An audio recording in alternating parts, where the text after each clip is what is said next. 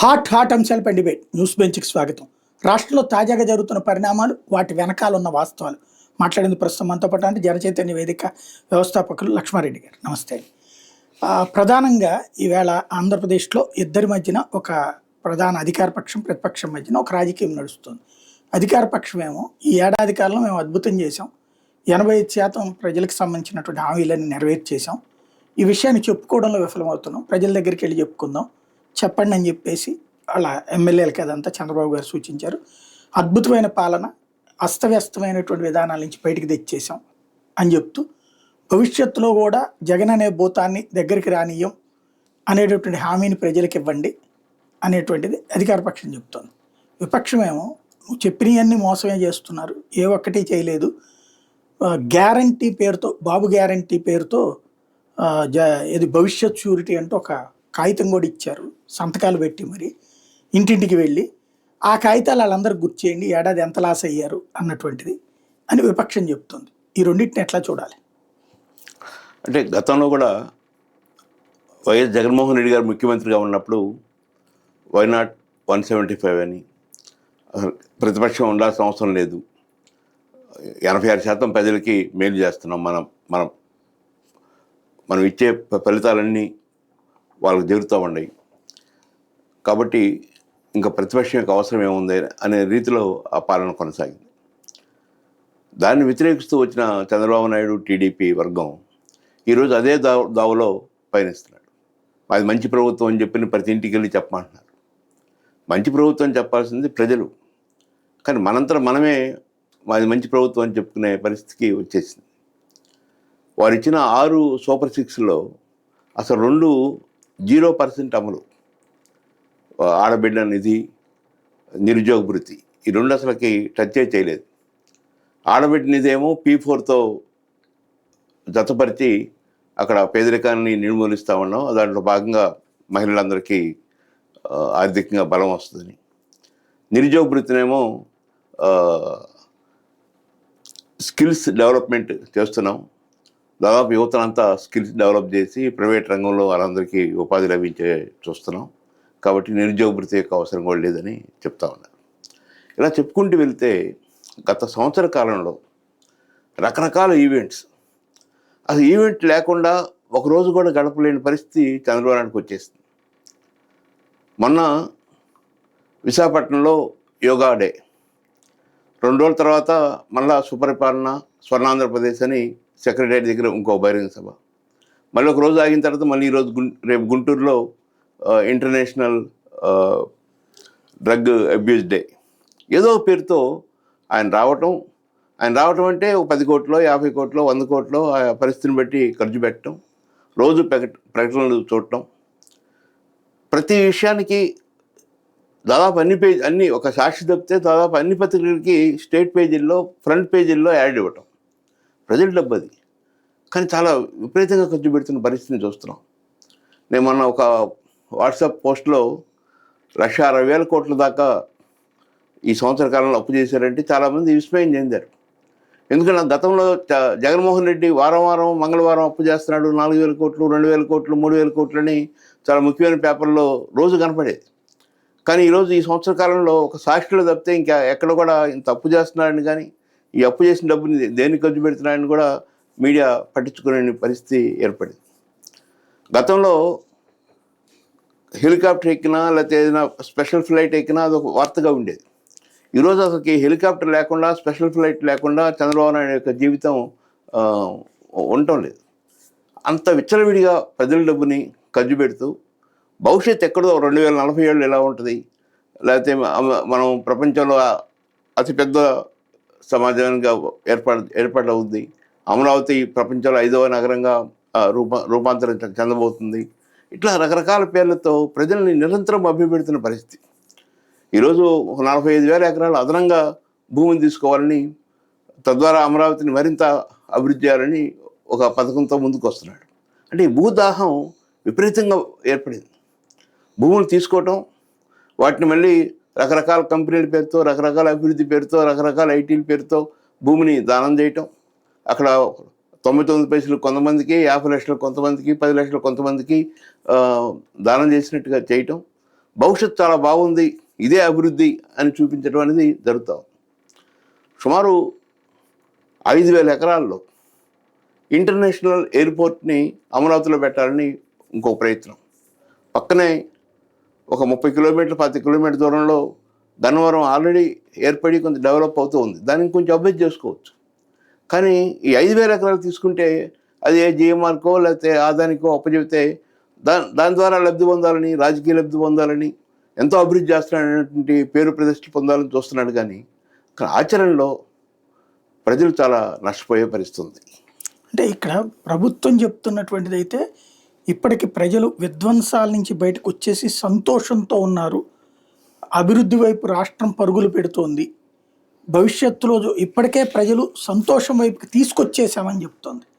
ఆ సంతోషం already begin అయిపోయింది అన్నటువంటి, అది మీకు ఎలా అనిపిస్తుంది? ఇప్పుడు చిత్తూరు జిల్లాలో చూస్తున్నాం, ఆయన సొంత జిల్లా. అక్కడ రైతులు మామిడి తోటలు విపరీతంగా పెంచుతారు. అక్కడున్న కాయని మార్కెట్లో అమ్మితే అది జ్యూస్ ఫ్యాక్టరీస్ వాళ్ళు కొంటారు. ఇప్పుడు కిలో అక్కడ 6 రూపాయలకు కొనేవాళ్ళు లేరు. అంటే ఆ తోట నుంచి కాయలు కట్ చేసి ట్రాక్టర్లు వేసుకొని అర్ధాకు తీసుకొస్తే అయ్యే ఖర్చే 6-7 రూపాయలు అవుతుంది. ఇంత కష్టపడి తీసుకొస్తే ఫలితం 0. వేల మంది రైతులు నష్టపోతూ ఉన్నారు. ఆ మార్కెట్ని ధరల స్థిరీకరణ నిధితో పెంచడం కానీ, ధరలు పెంచడం కానీ ఈ ప్రయత్నం చేయట్లేదు. రాష్ట్ర వ్యాప్తంగా కొన్ని వేల మంది పొగాకు రైతులు బర్లీ పంటకి కొంత ప్రయత్నం చేశారు, అది కొంత సఫలీకృతం అవుతుంది. కానీ మామూలు ఒరిజినల్ పొగాకు ప్రకాశం, నెల్లూరు, గుంటూరు జిల్లాల్లో చాలామంది ఆ పంట పండించారు. ఒకప్పుడు లాస్ట్ ఇయర్ 30 రూపాయలు, 29 రూపాయలు, 32 రూపాయలు ఉన్న పొగాకు కేజీ ఈరోజు 20 రూపాయలు కూడా సరిగా కొనలేని పరిస్థితి చూస్తున్నాము. ఆ రైతులందరూ నష్టపోతున్నారు. వరి పంట రైతులు వారికి కనీసం గిట్టుబాటు ధర రాకపోయినా నష్టం లేకుండా వ్యవసాయం చేస్తున్నారు, కానీ ఆదాయం మాత్రమే కనపట్టలేదు. మిర్చి కానీ, పత్తి కానీ, ఏ పంట తీసుకున్నా రైతులు ఆనందంగా ఉన్నారంటే మనకు కనపడరు. నిరుద్యోగులు ఆనందంగా ఉన్నారంటే గవర్నమెంట్ ఉద్యోగం ఈ సంవత్సర కాలంలో ఒక్క ఉద్యోగం రాదు, ఒక్కటంటే ఒకటి చూపిస్తున్నాం. 12 లక్షల కోట్లు వస్తున్నాయి, 20 లక్షల కోట్లు వస్తున్నాయి, ఒప్పందాలు జరిగిపోతున్నాయి, ఉద్యోగాలు వచ్చేస్తున్నాయి, ఈ ప్రకటనలు రోజు చూస్తున్నాం. కానీ వాస్తవంగా ప్రభుత్వ ఉద్యోగం అంటే ఒకటి రాలేదు. త్వరలో వస్తే కానిస్టేబుల్స్ ఉద్యోగాలను, టీచర్ల ఉద్యోగాలు వచ్చే అవకాశం ఉంది. అంటే ఎక్కువ భ్రమలు పెడుతున్నాం, బట్ ఆచరణలో దానికి తగ్గట్టుగా ఉండలేదు. మహిళలు ఒకప్పుడు మేము 1990లో అక్షరాస్యత ఉద్యమం నడిపినప్పుడు, సారా వ్యతిరేక ఉద్యమం నడిపినప్పుడు తన భర్త ఆదాయం తన కుటుంబానికి రావాలి, నా కొడుకు ఆదాయం నా కుటుంబానికి రావాలి, ఈ మద్యం షాపుకి కాదు, ఈ సారా షాపుకి కాదని పెద్ద ఎత్తున ఉద్యమించారు. స్వర్గీయ ఎన్టీ రామారావు తీసుకున్న నిర్ణయం ఫలితంగా ఒక 16 నెలల పాటు మద్యం లేని సమాజాన్ని ఈ రాష్ట్రంలో మనం చూడగలిగాం. కానీ ఈరోజు పరిస్థితి ఏంటంటే, జగన్మోహన్ రెడ్డి టైంలో నాసిరకం మద్యం వచ్చింది, ఎక్కువ ధరలకు అమ్ముతున్నారు, తాగుబోతులు చాలా నష్టపోతున్నారు అని ఎన్నికల ముందు చెప్పి, మేము వస్తే చాలా నాణ్యమైన మద్యాన్ని చాలా తక్కువ ధరలకి మీకు అందిస్తాం, మీ కళ్ళలో సంతోషం చూస్తామని చంద్రబాబు నాయుడు పదే చెప్పాడు. ఈరోజు పరిస్థితి ఏంటంటే, ఆంధ్రప్రదేశ్లో ఏ బహిరంగ ప్లేస్ వెళ్ళినా రాత్రిపూట తాగుబోతులు కూర్చొని ఉంటారు, నిరంతరం తాగటం. అంతకుముందు గవర్నమెంట్ షాపులు కాబట్టి ఏదో ఒక టైం ప్రకారం షాప్స్ ఓపెన్ చేసేవాళ్ళు, ఆ టైంలో కొనుక్కునేవాళ్ళు.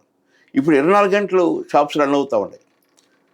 దానికి కారణం 85 లక్షల రూపాయల లైసెన్స్ ఫీజుతో ఆ షాపుని తీసుకునే యజమాని 24 గంటలు నడపకపోతే అతను ఆ లైసెన్స్ ఫీజు కూడా చెల్లించలేడు. కొన్ని వేల బెల్ట్ షాపులు అదనంగా విపరీతంగా వచ్చేసింది. ఒక వ్యసనం ప్రజలకి ఎంత దగ్గరగా వస్తే అంత ఆ వ్యసనం పెరుగుద్ది. కాబట్టి ఈ సంవత్సర కాలంలో ఆంధ్రప్రదేశ్ ఒక మధ్యాంధ్రప్రదేశ్గా మారిన పరిస్థితి. ఇంకో పక్క ఏం చెప్తున్నాం మనం, ఈ డ్రగ్స్ని రూపుమాపాం, దీనికోసం ఏగులని ఒక ప్రత్యేకమైన విభాగాన్ని ఏర్పాటు చేసాం, గంజాయి లేకుండా చేయగలుగుతున్నామని చెప్తున్నారు. మరొక వైపున ఈ గంజాయి కేసులు కానీ, గంజాయి ద్వారా అమ్మాయిలు హత్యలు, అత్యాచారాలు ఇవన్నీ రోజు పేపర్లో చూస్తూ ఉన్నాం. గంజాయి లేని జిల్లా, లేని పెద్ద ఉన్నత కళాశాల కనపడదు. దీనికి కారణం ఏంటంటే, ఉన్న పోలీస్ యంత్రాంగాన్ని, నిజాయితీపరులైన పోలీస్ యంత్రాంగాన్ని సుమారు 100 మంది పై అధికారుల్ని గత సంవత్సర కాలంగా ఏ పని లేకుండా ఏ బాధ్యత అప్పచెప్పకుండా కూర్చోబెట్టారు.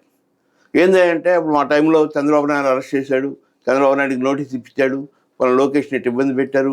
ఆ పాత జ్ఞాపకాలను దృష్టిలో పెట్టుకొని ఇలాంటి వాళ్ళు ముఖ్యమైన ఐపీఎస్ అధికారుల్ని పక్కన ఉంచేశారు. బాగా అవినీతి పరులైన కరప్టెడ్ కాంట్రాక్టర్స్నేమో కుడి ఎడమ భుజాలుగా తీసుకొని వెళ్తూ ఉన్నాడు. ఓ పక్కన సిద్ధి సాయి ఎలక్ట్రికల్స్, ఇంకో పక్కన మన కృష్ణారెడ్డి మెగా సంస్థ, ఈ రెండింటినీ తీసుకెళ్తున్నాడు. కానీ పోలీస్ యంత్రాంగం కానీ లేక అధికార యంత్రాంగం కానీ తనకి గతంలో తనకి వ్యతిరేకించిన వాళ్ళు, తన తప్పుల్ని ఎత్తి చూపించిన వాళ్ళందరినీ దూరం పెట్టేశారు. ఇంకో పక్కన సెక్యూరిటీ అనే పేరుతో ఎక్కడ సీఎం మీటింగ్ పెట్టినా 5,000 మంది 10,000 మంది పోలీసు అక్కడ ఉంటాం. ప్రతి ఎమ్మెల్యే ఈరోజు కొత్త, ఇంతకుముందు లేదు ఆ పరిస్థితి. ఒక ఎమ్మెల్యే తన ఇంటికాడ నుంచి ఒక గ్రామానికి బయలుదేరుతున్నాడంటే ముందు ఒక ఎస్ఐ, ఒక 2-3 కానిస్టేబుల్, ఒక వెహికల్, ఒక హారను, దాంతో ఎమ్మెల్యే వెళ్ళటం. అంటే 175 మంది ఎమ్మెల్యేలు ఉంటే 175 × 4 ఎంతమంది పోలీస్ యంత్రాంగం వాళ్ళ చుట్టూ తిరుగుతూ ఉంది? అవసరం ఏంటి? ఎస్ఐ ఎమ్మెల్యేకి ఏమైనా ఒక భద్రతా అధికారి కాదు కదా. తన పోలీస్ స్టేషన్లో తన పరిధిలో చాలా పనులు చేయాల్సిన వ్యక్తి. అలాంటి వ్యక్తి యొక్క సమయాన్ని ఇలా తీసేసుకోవటం. అదే ప్రతిపక్ష నేత బయటికి వెళ్తుంటే అక్కడ మాత్రం జెడ్ కేటగిరీ ఉన్న సరైన పోలీస్ భద్రత ఉండదు, సరైన వలయం ఏర్పాటు చేయరు, రోప్పే ఉండదు. సో చాలా ఇబ్బందులు పెడుతున్న పరిస్థితిని చూస్తూ ఉన్నాయి. ఈ ప్రజలు గమనిస్తున్నారు. ఒక సంవత్సరంలోనే ఇంత వ్యతిరేకత వస్తుందని ఊహించాల. మొన్న మాజీ ముఖ్యమంత్రి పర్యటన చేసినప్పుడు కొన్ని వేల మంది జనం వచ్చారంటే ఆ వ్యతిరేకత వచ్చిన వాళ్ళే, ఆ మార్పు కోరుకుంటూ వచ్చిన వాళ్ళే, గతం కన్నా ఇన్ని ఇబ్బందులు పడుతున్నామని చెప్పి వచ్చిన వాళ్ళే. గత ప్రభుత్వంలో విధ్వంసం జరిగింది, ప్రతిపక్ష పార్టీని ఇబ్బంది పెట్టారు, అరెస్టులు చేశారు, ఘర్షణలు జరిగినాయి, ఇవన్నీ చెప్తూ వచ్చి అదే పనులు ఈరోజు మనం కూడా చేస్తుంటే ఇంకా ప్రజలకు అర్థం కదా.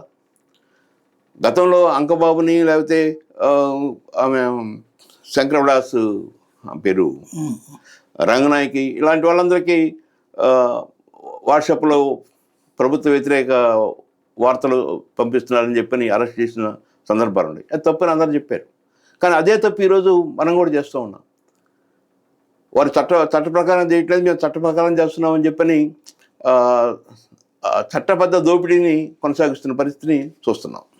రైట్. అంటే రాష్ట్రంలోకి పవన్ కళ్యాణ్ గారు తాజాగా చెప్పినటువంటి స్టేట్మెంట్, 15 ఏళ్ల పాటు 15 నుంచి 20 ఏళ్ళు మేమే అధికారంలో ఉంటాం, రానియం. మేము నిర్ణయించుకున్నాం, అధికారంలో ఉండాలని నిర్ణయించుకున్నాం. జగన్కి జీవితంలో ముఖ్యమంత్రి కాడు. అలాగే చంద్రబాబు నాయుడు గారు తాజాగా ఫిక్కీ సమావేశంలోనే ఆ భూతాన్ని మేము తరిమేశాం, ఇక ఆ భూతం వస్తుందని మీరు భయపడద్దు, ఇవి తాజా ప్రకటనలు. అంటే చంద్రబాబు నాయుడు గారు మన ఢిల్లీలో CNN మీటింగ్ జరుగుతుంటే ఒక ముఖ్యమైన జర్నలిస్టు ఆయన నోటి గుండా ఒక పాజిటివ్ విషయాలు ప్రపంచానికి తెలియజేద్దామని, ఎందుకు మీరు కోరుకుంటున్నారు అమరావతిలో పెద్ద పెద్ద పరిశ్రమలు వస్తాయని, ఓ పక్కన హైదరాబాద్ ఉంది, బెంగళూరు ఉంది, చెన్నై ఉంది, వీటన్నిటిని వదిలేసి ఇక్కడికి ఎందుకు వస్తారు అని అంటే ఇతను ఇక్కడున్న పాజిటివ్ విషయాలు చెప్తాడని ఊహించాడు. కానీ ఆయన చంద్రబాబు మై బ్రాండ్, నన్ను చూసి వస్తారు అని తనకు తాను చాలా గొప్పగా చెప్పిన పరిస్థితిని చూస్తున్నాం. అదేవిధంగా ఈరోజు పవన్ కళ్యాణ్ గారు ఎలాంటి సంకేతాన్ని అందిస్తున్నాడంటే, నేను 15-20 ఏళ్ల పాటు ఇలాగే ఉంటాను, ఈ డిప్యూటీ సీఎంగానో పార్ట్నర్గానో ఉంటాను, నేను చంద్రబాబు నాయుడుతోనో లోకేష్తోనో పోటీ పడను, మాకందరికీ ఒక అండర్స్టాండింగ్ వచ్చింది, కాబట్టి ఈ పరిపాలన ఇలాగే కొనసాగుద్ది. ఎందుకంటే పోటీపడి ఓటు తీరిస్తే ప్రభుత్వం పడిపోద్ది, కానీ నేను పోటీ పడకుండా నేను బీజేపీ కలిసి ఉంటే తప్పనిసరిగా గెలుస్తుంది, ముందుకెళ్తాం అనేటువంటి భావన, ఆ సంకేతాన్ని ప్రజలకు అందిస్తూ ఉన్నాడు. కానీ ప్రజలు అట్లా చూడరు. ప్రజలు చూసేది మెయిన్ పార్ట్నర్ ఎవరు, ఆ మెయిన్ పార్ట్నర్ ఎలా పనిచేస్తున్నాడు, అవినీతి ఉందా లేదా, పక్షపాతం ఉందా లేదా, ఒక కులానికి అనుకూలంగా ఉంటున్నాడా లేదా, ఇట్లాంటి అనేక విషయాలు పరిశీలిస్తారు. అది కాకుండా 40% ఓటింగ్ ఉన్న ప్రతిపక్షం అక్కడ ఎదురుగా ఉంది.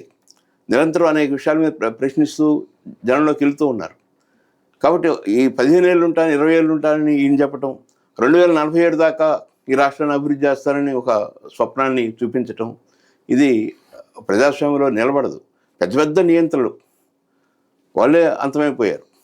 మనం హిట్లర్ని చూసాం, జర్మనీలో ముస్సోలిని చూసాం, ఇట్లా అనేక మందిని చూసాం. చరిత్రలో ప్రజలకు వ్యతిరేకంగా ఎవరు పనిచేసినా తప్పనిసరిగా వాళ్ళు అంతిమంగా దెబ్బతింటారు. ఇక్కడ జగన్ టైంలో రోడ్ల మీదకి రావడానికి జనం భయపడ్డారు, మాట్లాడడానికి భయపడ్డారు, అంత వణుకు పుట్టించాడు. అసలు ప్రజాస్వామ్యాన్ని మళ్ళీ తెచ్చుకోగలమా రాష్ట్రంలో అని ప్రజలు భయపడ్డారు. అట్లాంటిది ఇప్పుడు ప్రజలు స్వేచ్ఛగా ఉన్నారు, చాలా ప్రశాంతంగా ఉన్నారు.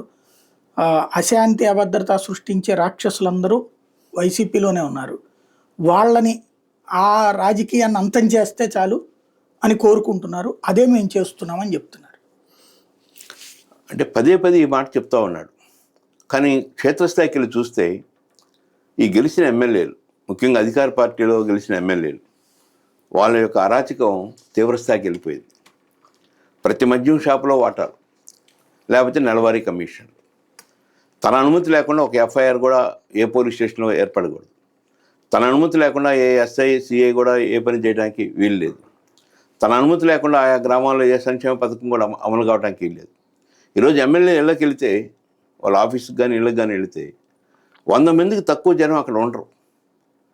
అంటే ఒక ఒక ఒక కేంద్రీకృత సంస్థగా మారిపోయింది ఆ వ్యవస్థ. పైకి ఏం చెప్తున్నాం, మనం గ్రామాల్లో పూర్తి స్వేచ్ఛ ఇచ్చాం, పంచాయతీలకు స్వేచ్ఛ ఇచ్చాం, పంచాయతీలకు నిధులు ఇచ్చాం, మొత్తం గ్రామ స్థాయిలో సచివాలయాలు, పంచాయతీ సిబ్బంది మొత్తం పనులు చేస్తున్నారు అనుకుంటున్నాం. కానీ ఆచరణలో అక్కడ ఏ చిన్న పథకం అమలు కావాలన్నా, ఏ చిన్న కాంట్రాక్ట్ చేయాలన్నా ఈ ఎమ్మెల్యే రాజ్ అనేది కొనసాగుతుంది. ఎమ్మెల్యే రాజ్ కొనసాగితే ప్రజలు స్వేచ్ఛగా ఉన్నట్టు కాదు, ఎమ్మెల్యే స్వేచ్ఛగా ఉన్నట్టు, ఎమ్మెల్యే అనుచరులు స్వేచ్ఛగా ఉన్నట్టు. అంతేగాని ఈ ప్రజాస్వామ్య వ్యవస్థలో ప్రజలందరికీ భాగస్వామ్యం ఏర్పడింది, అందరూ మంచి గాలి పీల్చుకుంటున్నారు అనుకోవడానికి అవకాశం లేదు. అట్నే ఎస్ఐలు సిఐలు కూడా ఎమ్మెల్యే ఏం చెప్తే ఇది అమలు చేసేవాళ్ళు కానీ మారిపోయారు తప్పితే ఒక ప్రైవేట్ ఆర్మీగా ఉపయోగపడుతున్నారు తప్పితే దానికి మించి ఇది 108 నుంచి ఒక ఫోన్ 100 నుంచి ఒక ఫోన్ వచ్చింది, ఈ ఫోన్ రాగానే ఇమీడియట్గా ఇలా రెస్పాండ్ అయ్యామని అది అంత సిస్టమేటిక్గా నిజాయితీగా చేస్తున్న పరిస్థితి తగ్గిపోతా ఉంది. ఒకప్పుడు ఆంధ్రప్రదేశ్లో పోలీస్ వ్యవస్థ అంటే చాలా భయం ఉండేది. మన ఒక మిత్రుడు చెప్తున్నాడు, ఒక ఐపీఎస్ ఆయన, సార్ ఈరోజు డీజీపీకి కూడా ఒక ఎస్ఐని ట్రాన్స్ఫర్ చేసే అధికారం లేదు, ఆయన నిస్సహాయుడుగా ఉన్నాడు, మంచి డ్రెస్తో అట్లా కనపడుతున్నాడు, కానీ ఒక ఎస్ఐని ట్రాన్స్ఫర్ చేయాలన్నా లోకల్ ఎమ్మెల్యే ఒప్పుకోవాలి, లోకల్ మినిస్టర్ ఒప్పుకోవాలి, అప్పుడు మాత్రమే జరుగుతుంది.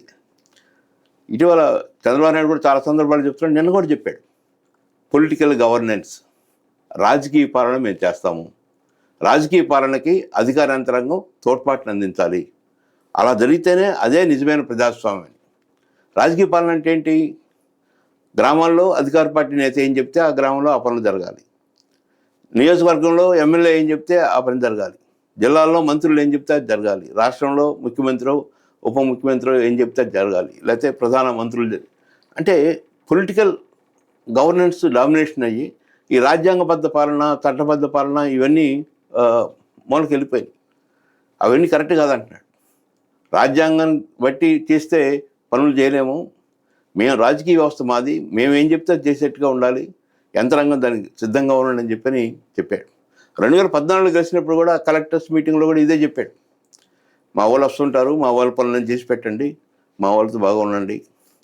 అంటే ఒక రకంగా కార్యకర్తని మేము గౌరవిస్తున్నామనే పేరుతో కార్యకర్తకి చేయాల్సిన మేలు కానీ ఎక్కువ మేలు చేస్తూ ప్రజల సొమ్ముని వాళ్ళకి కట్టబెడుతూ దాంట్లో కొంత భాగాన్ని పార్టీ కోసం వాళ్ళు ఖర్చు పెట్టేట్టుగా ఒక సిస్టమ్ని ఎవాల్వ్ చేస్తున్న పరిస్థితిని చూస్తున్నాం. ఇక్కడ జగన్మోహన్ రెడ్డి మొన్న సత్తెనపల్లికి వెళ్ళి వస్తున్నటువంటి సందర్భంలో తన కారు కిందనే మనిషి పడితే కూడా పట్టించుకొని క్రూరుడు, అతను చనిపోతే కూడా పట్టించుకోకుండా అంటే పక్కన పడేసి వెళ్ళిపోయాడు, అంత అమానవీయ వ్యక్తి. చివరికి అతని మీద ఇది హోమిసైడ్ కేసు, యాక్సిడెంట్కి సంబంధించిన A2, రెండవది వచ్చేటప్పటికి అతని వెహికల్ సీజ్ చేయటం, ఇంకొకటి ఇప్పటికీ పొదిలి కావచ్చు, సత్తెనపల్లి కావచ్చు, గుంటూరు మిర్చి యార్డ్ కావచ్చు, వీటన్నిట్లలో కూడా కేసులు పెట్టి వాటిట్లో నాయకులతో పాటుగా జగన్మోహన్ రెడ్డిని కూడా నిందితుడిగా చేర్చినటువంటి ఆయన. దీన్ని ఎలా చూస్తారు? అంటే ఒక భయానక వాతావరణాన్ని సృష్టించి మాకెవరూ ప్రత్యర్థులుగా ఉండకూడదు, చూడు జగన్మోహన్ రెడ్డి వంటి వాళ్ళనే ఇలా చేయగలుగుతున్నాం, ఆయన్ని త్వరలో అరెస్ట్ చేయబోతున్నాం, ఆయన మీద ఇన్ని కేసులు పెట్టాం అని మిగతా మిగతా ప్రతిపక్ష నాయకుల మీద ఆ భయాన్ని కలిగించడానికి చేసే ప్రయత్నం ఇది. ఒక ఆర్టీసీ బస్సు పోతూ అనుకోకుండా ఒక సడన్గా యాక్సిడెంట్ జరిగి ఒక మనిషి చనిపోతే డ్రైవర్ని అరెస్ట్ చేస్తారా? ఆ బస్సులో ఉన్న 50-60 మందిని అరెస్ట్ చేస్తారా? డ్రైవర్ని అరెస్ట్ చేస్తారు. డ్రైవర్ని అరెస్ట్ చేస్తారా? ఆ బస్సు ఓనరు ఏపీఎస్ఆర్టీసీ ఎండి వాళ్ళని అరెస్ట్ చేస్తారా? గతంలో ఏం జరిగింది? కందుకూరులో నాగేశ్వరరావు గారు అనే అతను పేదలకి ఏదో సహాయం చేసే క్రమంలో చంద్రబాబు నాయుడు గారు అక్కడికి వెళ్ళారు.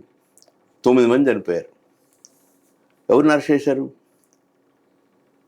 అంతకుముందు పుష్కరాల్లో చంద్రబాబు నాయుడు షూటింగ్ అది చేసుకుంటూ చాలా లేట్ చేసి ఒకసారి సడన్గా ఓపెన్ చేయటం వలన ఆ తొక్కిసలాట్లో 29 మంది చనిపోయారు. ఎవరిని అరెస్ట్ చేశారు? అంటే ప్రజలు ఆలోచిస్తారు, ప్రజలు గమనిస్తారు, చూస్తున్నారు అనేది మర్చిపోయారు. నా చేతిలో చట్టం ఉంది, నేనేం చెప్తే చేసే పోలీస్ యంత్రాంగం ఉంది. మొదట ఏం చెప్పారు? అది వేరే కారు, వేరే నంబరు, వేరే డ్రైవరు, అతని మీద కేసు పెట్టామని చెప్పారు.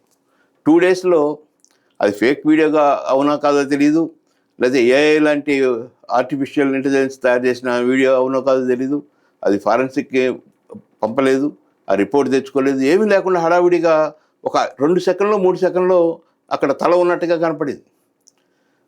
జనరల్గా అక్కడ పడి ఉంటే పడక ముందు ఉన్న పరిస్థితి, పడిన తర్వాత పరిస్థితి, బయటకు వచ్చిన పరిస్థితి, ఇవన్నీ కనపడితే కొంత ఆలోచించాలి. కానీ ఆ పరిస్థితి కూడా లేదు. ఏ సాక్షి నేను చూశానండి ఈయన ఈ కారు కింద పడినప్పుడు అని చెప్పిన పరిస్థితి కూడా లేదు. కానీ ఒక భయాన్ని సృష్టించాలి. ఆ భయాన్ని సృష్టించి మిగతా వాళ్ళు కూడా ముందుకెళ్లకుండా, ఏమైనా విమర్శలు చేయకుండా, తప్పును ఎత్తి చూపించకుండా ఉండేట్టుగా చేసే ప్రయత్నం ఇది అనుకుంటున్నాను. ఫైనల్గా మీడియా ఇప్పుడు అంటే ఈ ఆర్థిక సంస్కరణల ఇష్యూలోనో లేకపోతే ఈ ప్రభుత్వ యాక్టివిటీ విషయంలోనో ఇటు 2 వైపుల వెర్షను కలిపి ఇస్తున్నటువంటి రీట్లో ఉందా? రాష్ట్రంలో మీడియా ద్వారా ఇప్పుడు తెలంగాణలో వచ్చేటప్పటికి 3 పక్షాలకి సంబంధించినటువంటి వార్తలు వస్తున్నాయి. అక్కడ భారతీయ జనతా పార్టీనో, TRS alias BRS, Congress 3 versions ఇస్తున్నారు. ఇక్కడ ఆ రూట్లో ఉన్నట్టు అనిపిస్తుందా మీకు? అంటే ఆ రూట్లో లేకపోగా దానికి భిన్నంగా అధికార పార్టీ యొక్క మాటలు, వారు చేస్తున్న పనుల్ని 100%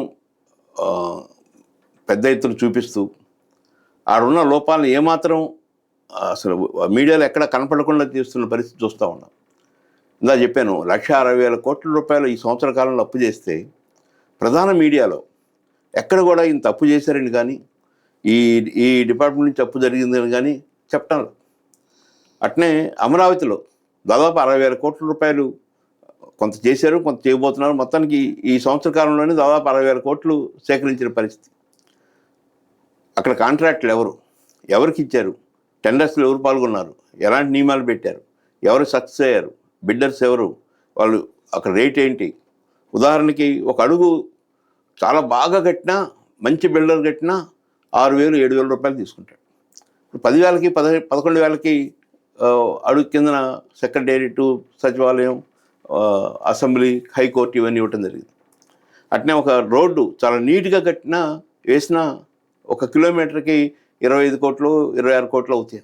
కానీ 60 కోట్లు 65 కోట్లకి టెండర్లో దక్కించుకున్నారు. అంటే ఎవరు దక్కించుకున్నారు అనేది ఆ లిస్టు ప్రజల ముందు పెడితే అర్థమైపోద్ది దోపిడీ ఎలా జరుగుతుంది, అవినీతి ఎలా జరుగుతుంది అని. కానీ ఆ ప్రయత్నం చేయటం లేదు. ఆ ప్రయత్నం చేయకపోగా ఎవరైనా జగన్మోహన్ రెడ్డికి వ్యతిరేకంగా మాట్లాడితే దాన్ని ఫ్రంట్ పేజీలో వేయటం, చంద్రబాబు నాయుడికి వ్యతిరేకంగా మాట్లాడితే అసలు ఆ వార్తగానే గమనించకపోవడం అనేది చూస్తూ ఉన్నాం. థ్యాంక్ యూ వెరీ మచ్ అండి. ఇది పరిస్థితి. రాష్ట్రంలో రాజకీయం అన్నటువంటిది రాజకీయ నిర్ణయాలతో కాకుండా రాజ్యాంగబద్ధమైనటువంటి రూట్లో సాగాలన్నటువంటిదే తాజాగా కోరుతున్నటువంటిది. మరి ప్రజలు అలా ఆలోచిస్తున్నారా లేదా అన్న దాని చుట్టూతానే ఆంధ్రప్రదేశ్ రాజకీయం ఆధారపడి ఉంటుంది.